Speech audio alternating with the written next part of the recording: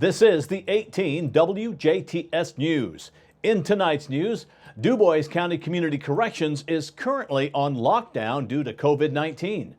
A statewide study shows at least 2.8% of Indiana's population has been infected by the coronavirus. The postponed Jasper Downtown Chow June event has again been postponed. And Powell steps in with the weather forecast. And in sports, Kurt Kuchsel talks with former Southridge softball standout Kendall McHugh, now playing at Eastern Illinois University. All this and more coming up next on the 18 WJTS News.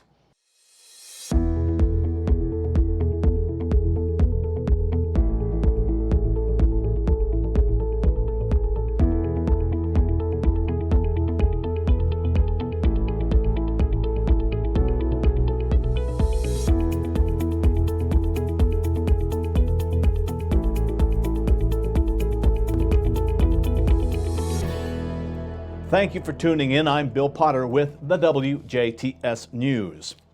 MasterBrand Cabinets has office layoffs coming. In a statement released by MasterBrand President Dave Banyard, MasterBrand Cabinets will be eliminating 6% of their office positions across the U.S. and Canada. The organizational changes are said to help the company grow both long-term and coming out of COVID-19's pandemic.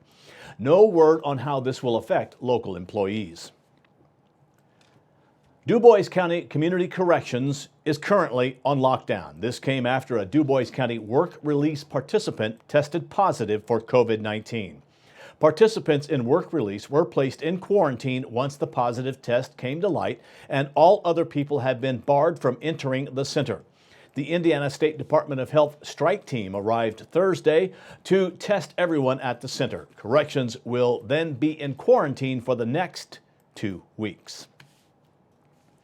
Perry County now has a COVID-19 testing center located at the Shergens Center in Tell City. Hours of testing will be from 8 a.m. to 8 p.m. This will be by appointment only. To schedule an appointment, head to lhi.care/COVID testing or call toll-free 1-888-634-1116, 888-634-1116. Those eligible for testing include those who are symptomatic, showing cough, shortness of breath, fever, and other symptoms, as well as the at-risk population, close contacts to those who have been exposed to a COVID-19 positive case, or those who live in a congregate group setting, such as a jail, nursing home, or shelter. For more information, call the Perry County Health Department at 812-547-2746, 812-547-2746.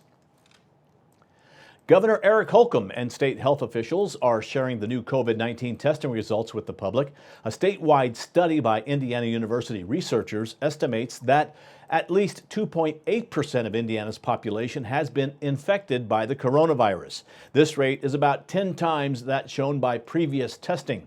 About 4,600 Hoosiers were tested at random. Test results show that 1.7% were infected at the time of the test and 1.1% tested positive for antibodies showing they were previously exposed.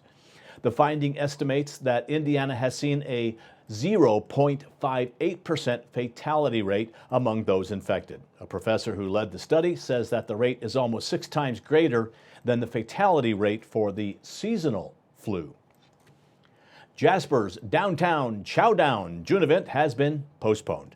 City officials say they postponed the event due to Indiana Governor Eric Holcomb's executive order of less than 100 people attending an event. The first event is now scheduled for Wednesday, July 8th.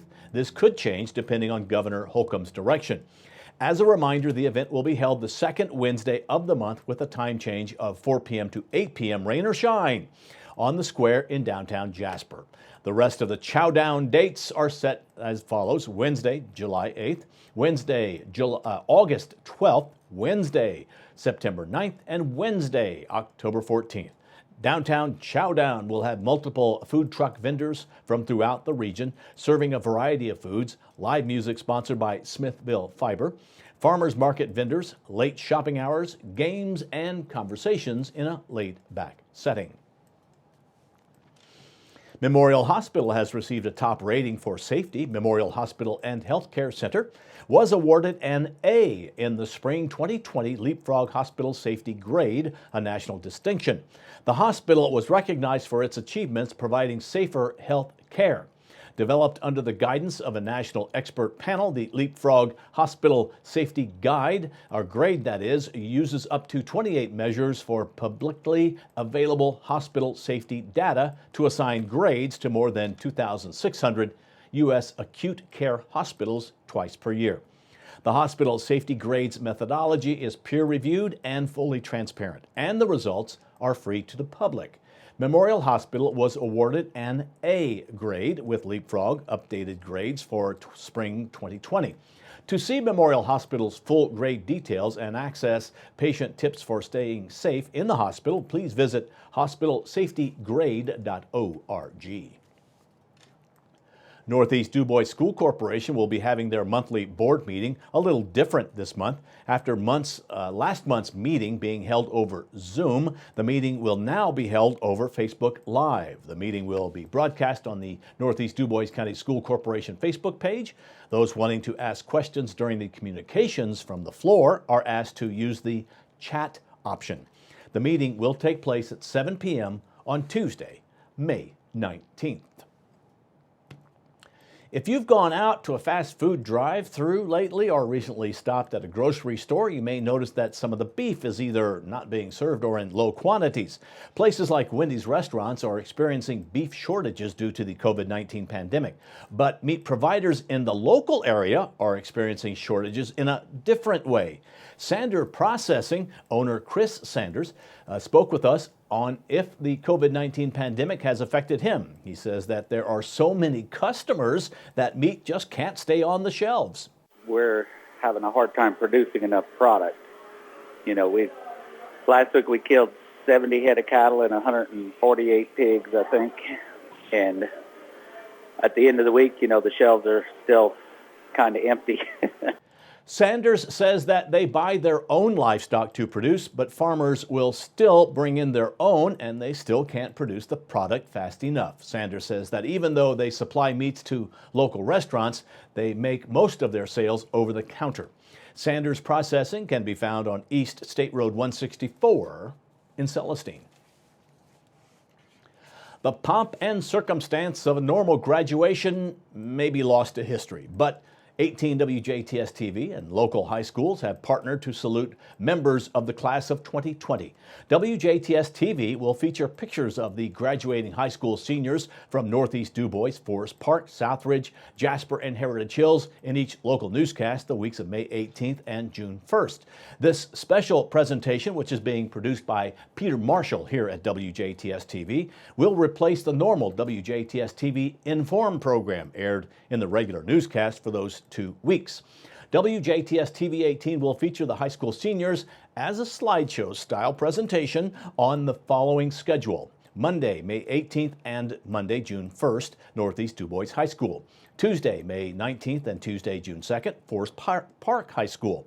Wednesday, May 20th and Wednesday, June 3rd, Southridge High School. Thursday, May 21st and Thursday, June 4th, Jasper High School. And Friday, May 22nd and Friday, June 5th, Heritage Hills High School. WJTS airs a local newscast weekdays at 5:30 a.m. and in the evening at 6 p.m., 7:30, and 9:30 Eastern Time. Join WJTS TV 18 for a salute to the class of 2020. We're local people honoring local graduates. Well, there's still time to fill out your 2020 U.S. Census. To let you know how easy it is to fill out your 2020 census, here's news correspondent Zach Ruber of WJTS. Hi, I'm Zach Ruber. I'm here today to tell you about how to do your U.S. 2020 census. Currently, Dubois County has a 66.1% response rate and is tied for 34th county in the nation for filling out the 2020 U.S. Census. But that also means that 1 out of 3 Dubois County residents has yet to fill out the U.S. 2020 Census. Being 23 years old, I filled out my very first census this year, and it was so easy. Long gone are the days of filing form after form after form. The whole process can now be done in just under 10 minutes. Now let me tell you what you have to do to make sure that your county is represented accurately. First, you're going to hop onto a desktop, a laptop, or even a smartphone and head to 2020census.gov. From here, you'll click on Respond, which can be found in the center of the screen or the top right corner of the web page. Next, you'll start questionnaire and fill out your 12-digit census ID. This ID can be found in the materials mailed to you or left at your door by the 2020 census. If you don't have a census ID, click on the If You Don't Have a Census ID, click here tab. From here, you'll fill out questions regarding you, your address, your household, people in your household, and more. And remember that filing the census is completely safe, secure, and confidential. Your privacy and information is completely secure. And after filling out these questions, you're done. No more having to go see somebody or mail something out. All of this can be done in the comfort of your own home. Heck, if you want to, you can even wear pajamas. Remember that the data collected not only sets representation for our county, but also sets federal funding for things like schools, roads, public works, and more. Population numbers are also frequently used by businesses to determine where to build factories, stores, and offices. Population numbers are also used by businesses to determine where to build factories, offices, and stores, and developers use this information to determine where to build new houses and to revitalize old neighborhoods. Data collected now impacts our families and communities for the next 10 years, so make sure you file your censuses now. For 18 WJTS News, I'm Zach Ruber. Thank you, Zach. Well, you know, paddling is a great way to enjoy Indiana's natural beauty, observe wildlife, and connect with nature. And DNR is hoping to collect more information about the wildlife that frequents Indiana's waterways.